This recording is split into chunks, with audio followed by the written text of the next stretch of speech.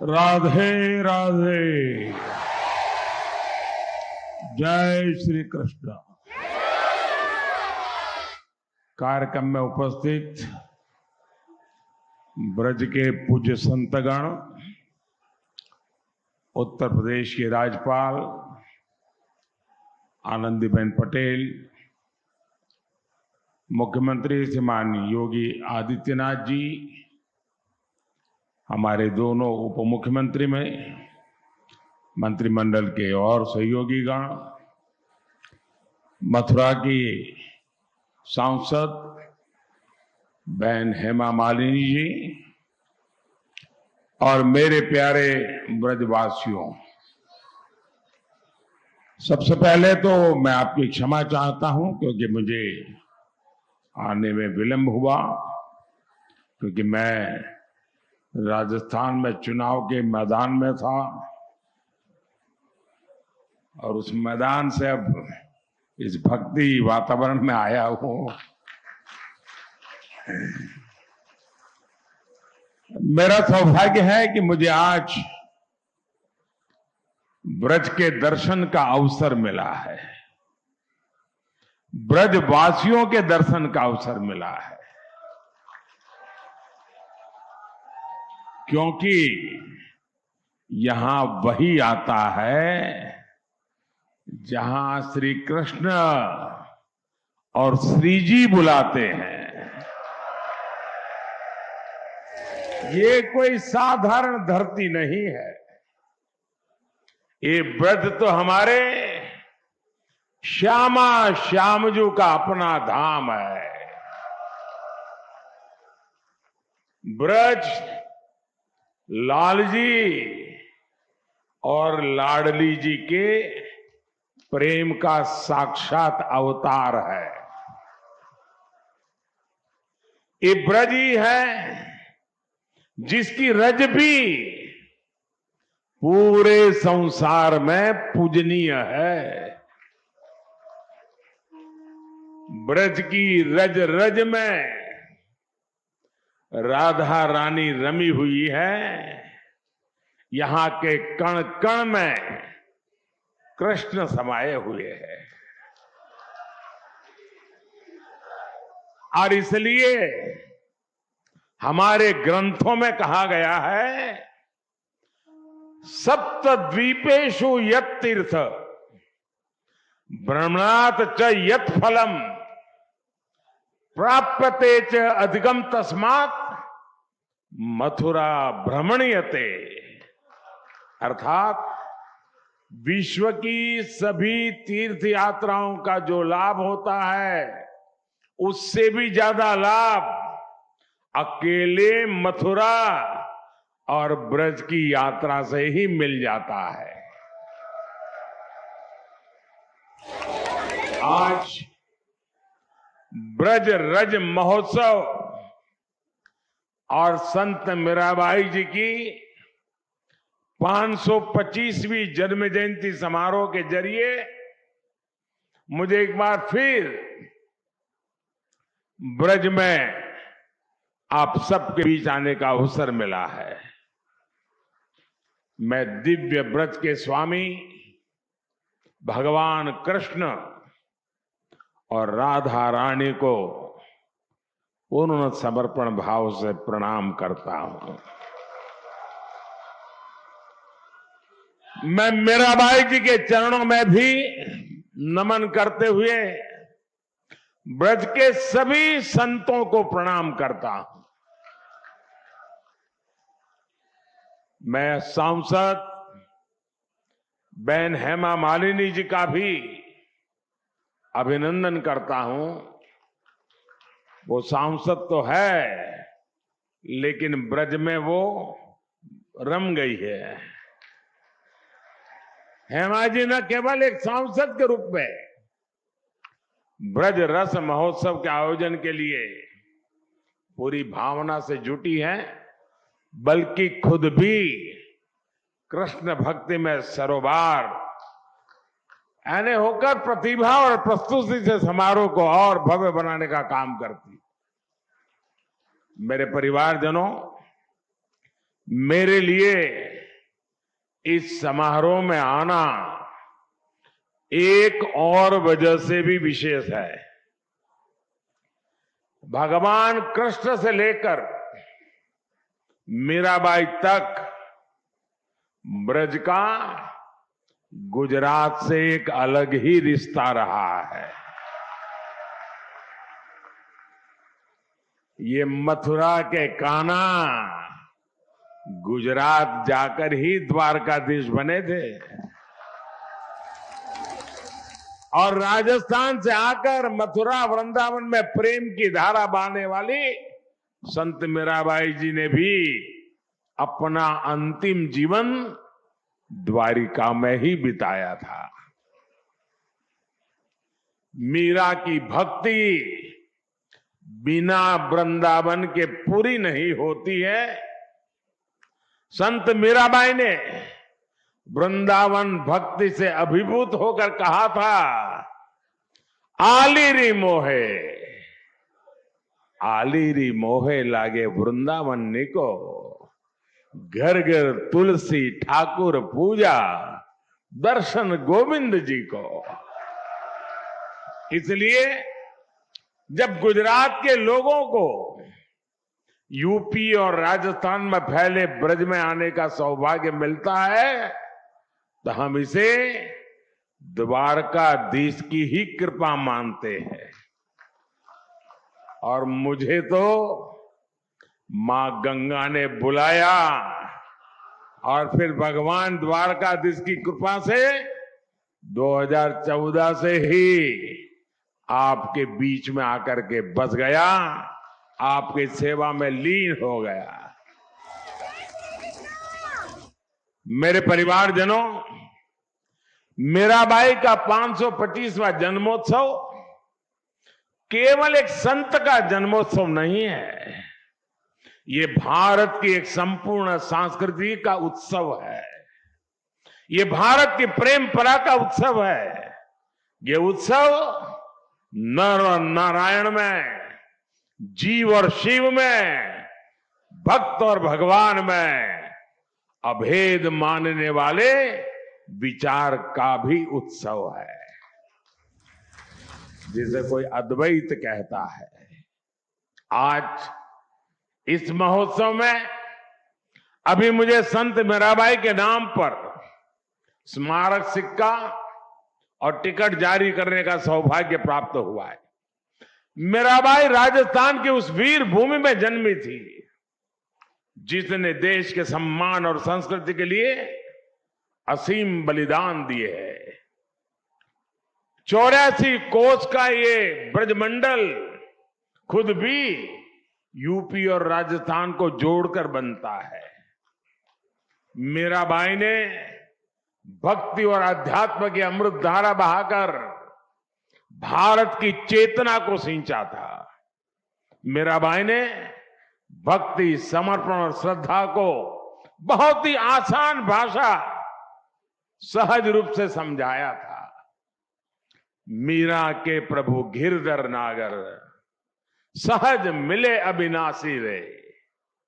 उनकी श्रद्धा में आयोजित ये कार्यक्रम हमें भारत की भक्ति के साथ साथ भारत के शौर्य और बलिदान की भी याद दिलाता है। मीराबाई के परिवार ने और राजस्थान ने उस समय अपना सब कुछ झोंक दिया था। हमारी आस्था के केंद्रों की रक्षा के लिए राजस्थान और देश के लोग दीवार बनकर खड़े रहे ताकि भारत की आत्मा को, भारत की चेतना को सुरक्षित रखा जा सके। इसलिए आज का ये समारोह हमें मीराबाई की प्रेम परंपरा के साथ साथ उस पराक्रम की परंपरा की भी याद दिलाता है। और यही तो भारत की पहचान है। हम एक ही कृष्ण में बांसुरी बजाते कान्हा को भी देखते हैं और सुदर्शन चक्रधारी वासुदेव के भी दर्शन करते हैं। मेरे परिवारजनों, हमारा भारत हमेशा से नारी शक्ति का पूजन करने वाला देश रहा है। ये बात ब्रजवासियों से बेहतर और कौन समझ सकता है। यहां कन्हैया के नगर में भी लाडली सरकार की ही पहले चलती है। यहां संबोधन, संवाद, सम्मान, सब कुछ राधे राधे कहकर ही होता है। कृष्ण के पहले भी जब राधा लगता है तब उनका नाम पूरा होता है। इसलिए हमारे देश में महिलाओं ने हमेशा जिम्मेदारियां भी उठाई हैं और समाज का लगातार मार्गदर्शन भी किया है। मीराबाई जी इसका भी एक प्रखर उदाहरण रही है।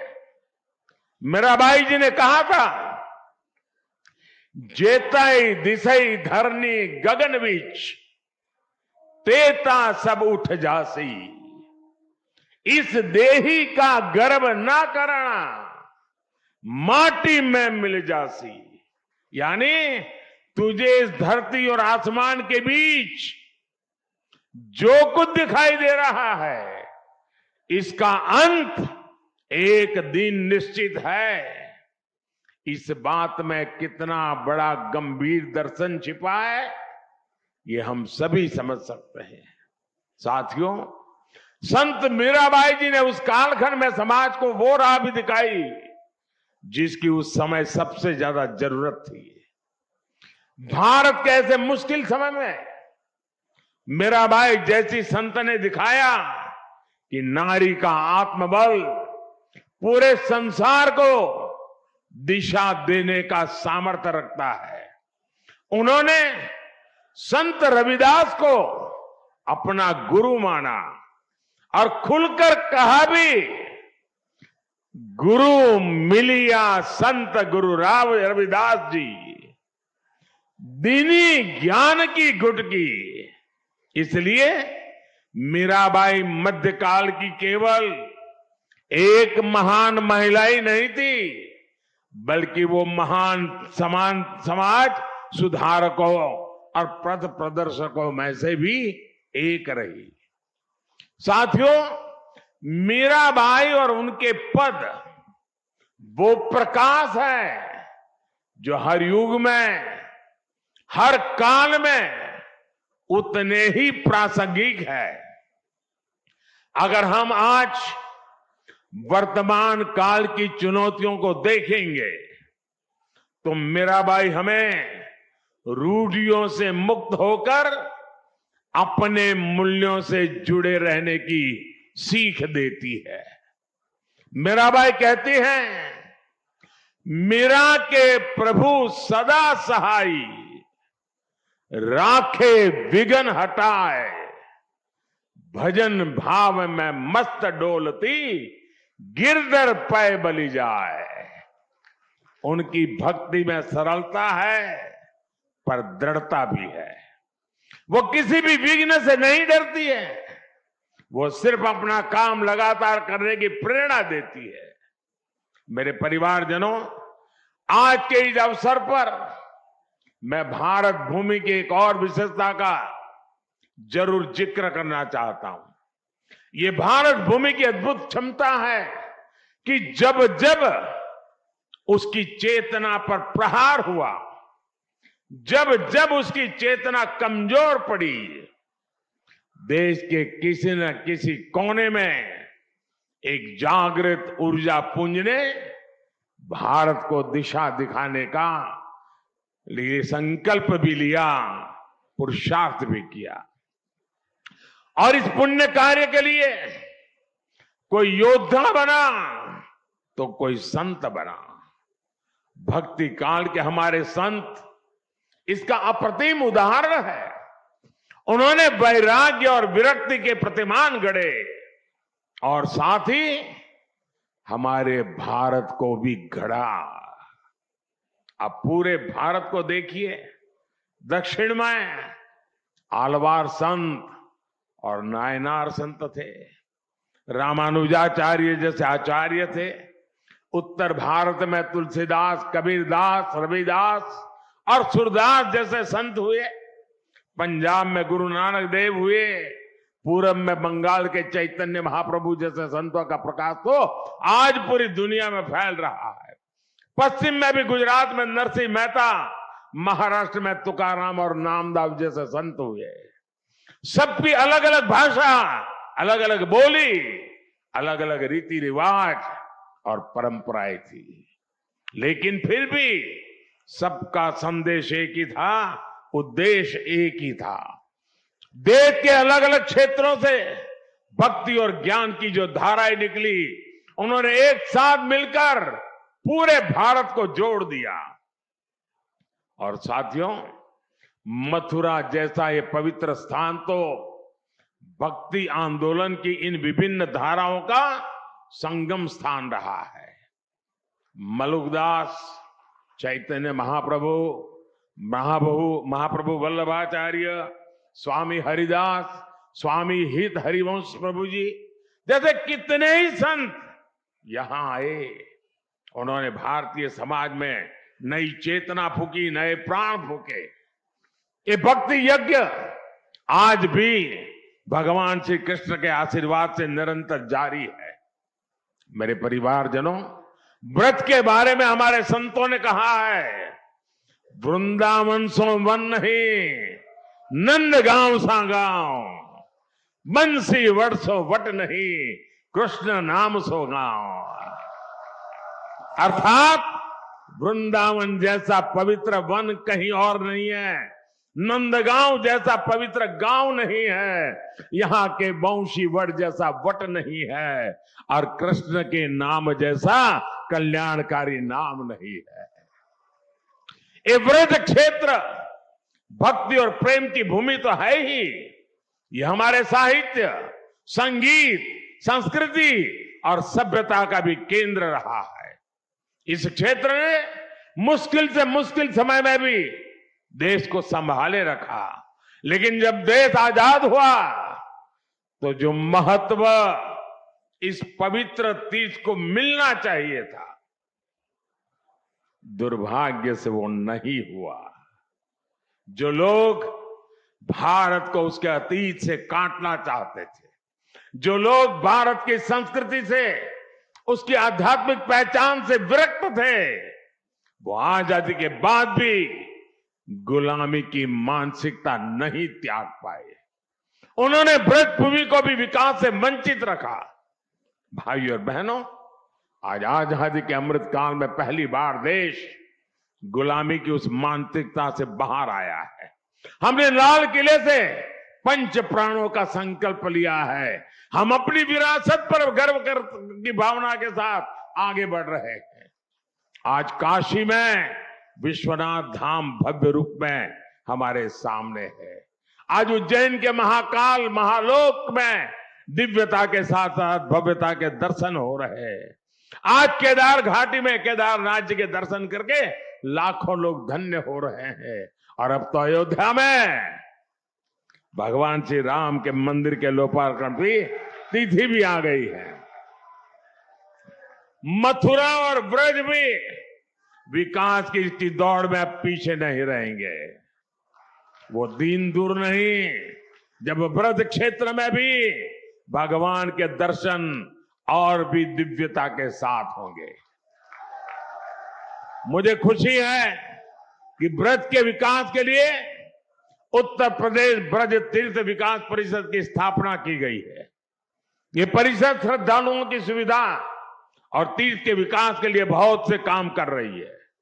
ब्रज रज महोत्सव जैसे कार्यक्रम विकास की इस धारा में अपना प्रकाश भी बिखेर रही है। साथियों, ये पूरा क्षेत्र कान्हा की लीलाओं से जुड़ा है। मथुरा, वृंदावन, भरतपुर, करौली, आगरा, फिरोजाबाद, कासगंज, पलवल, बल्लभगढ़ जैसे इलाके अलग अलग राज्य में आते हैं। भारत सरकार का प्रयास है कि अलग अलग राज्य सरकारों के साथ मिलकर हम उस पूरे इलाके का विकास करें। साथियों, ब्रज क्षेत्र में देश में हो रहे हैं बदलाव, ये विकास केवल व्यवस्था का बदलाव नहीं, ये हमारे राष्ट्र के बदलते स्वरूप का, उसकी पुनर्जागृत होती चेतना का प्रतीक है।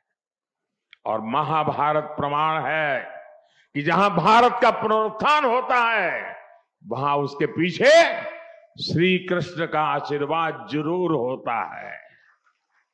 उसी आशीर्वाद की ताकत से हम अपने संकल्पों को पूरा करेंगे और विकसित भारत का निर्माण भी करेंगे। एक बार फिर आप सभी को संत मीराबाई जी की 525वीं जयंती पर मैं बहुत बहुत शुभकामनाएं देता हूं, बहुत बहुत धन्यवाद देता हूं। राधे राधे, जय श्री कृष्ण।